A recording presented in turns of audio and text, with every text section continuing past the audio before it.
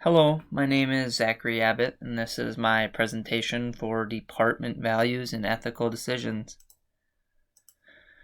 Alrighty, this is the scenario that I made. From personal experience and talking to people, I've heard stories of officers pulling over people they know. I've seen videos on YouTube. And it's very interesting how outcomes usually happen.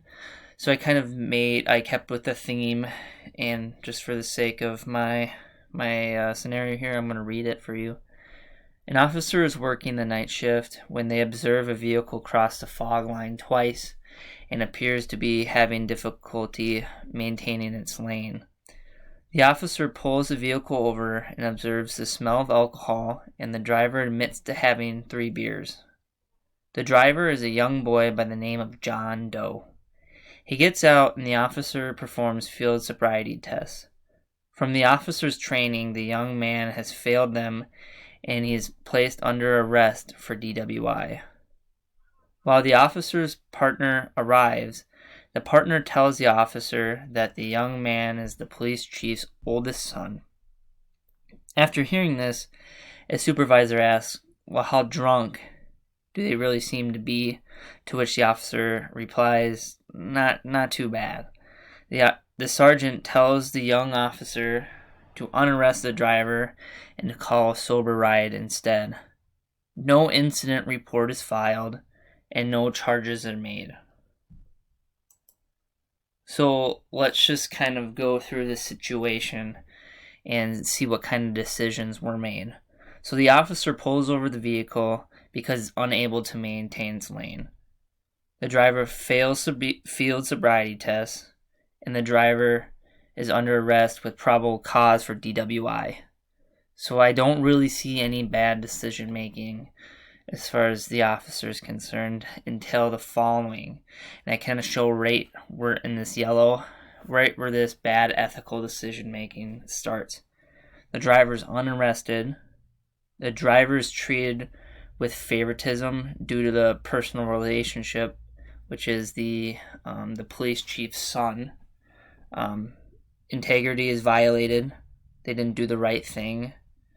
3 officers involved, and no one did the ethical thing to do their duty. And what happened is there seems to be a rationalization. If we go back to the scenario, well, how drunk was he? Not too bad. They're rationalizing their decision to unarrest him, just to justify letting him go. Now, if we look at Minnesota Post standards, there's definitely at least 2 standards that are violated, and then we see a violation of Principle 3. Peace officers shall perform their duties and apply the law impartially and without prejudice and discrimination. Now, if we look at this principle, impartially and without prejudice and discrimination. Now, what really kind of tells me that this has been violated is when we talk about impartially.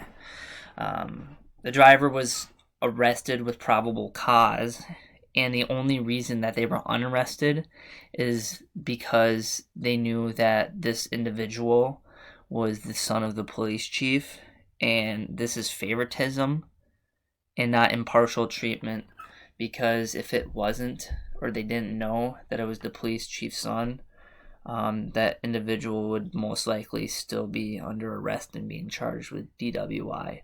So this Principle 3 was definitely violated. And we look at Principle 2.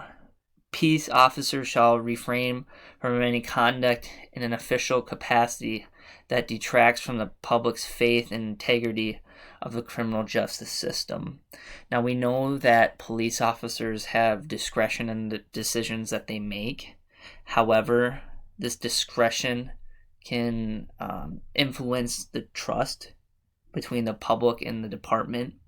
And when we see favoritism and impartial use of the law, this definitely does not look good for the agency, nor does it look good for law enforcement in general, and really decreases the trust of the public. So that's why this has been a violation of Principle 2.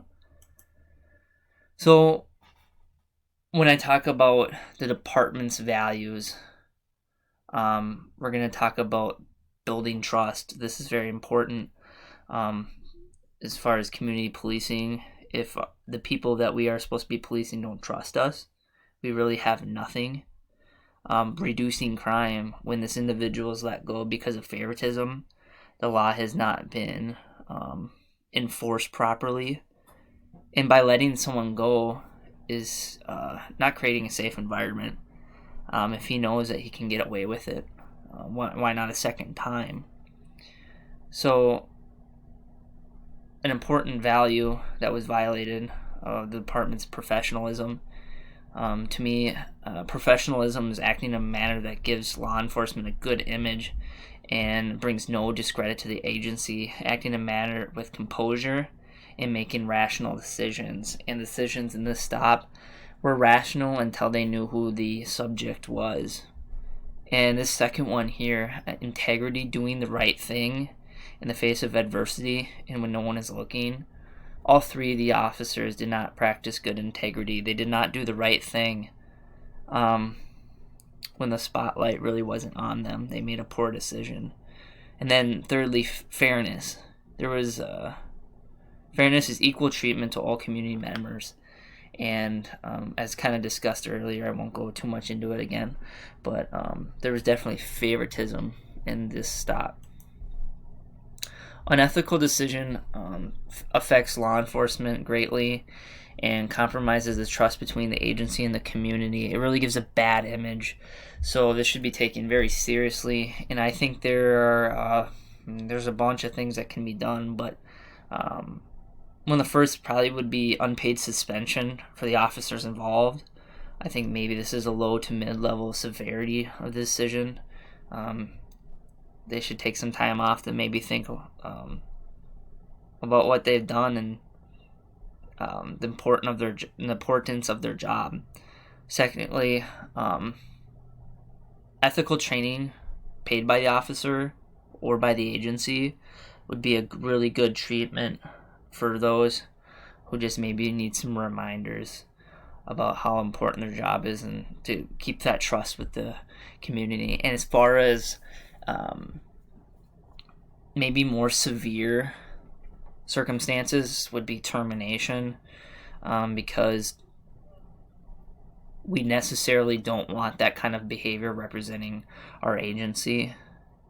And if there's been past behavior, and if we think there's going to be future behavior depending on the severity of it, I think it would be best just to cut ties with certain individuals. And that is my presentation. Thank you.